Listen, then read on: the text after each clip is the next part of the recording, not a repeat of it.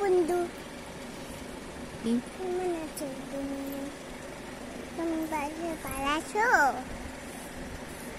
হাত তৈরি করেছি এখানে বলো বলো তোমরা খাওয়া দাওয়া করেছো? তোমরা কি খেয়েছো বলো? করেছি ওদেরকে বলো তোমরা খাওয়া দাওয়া করেছো? খাওয়া বলবা না? আবার ঘাড়ে উঠে এই দেখো এই দেখো কি করছো তুমি? বদমাশি করে। নামো নামো নামো নামো নামো না।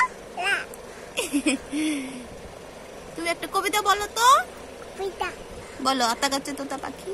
আতা গাছে তুতা পাখি ডালিম গাছে বড়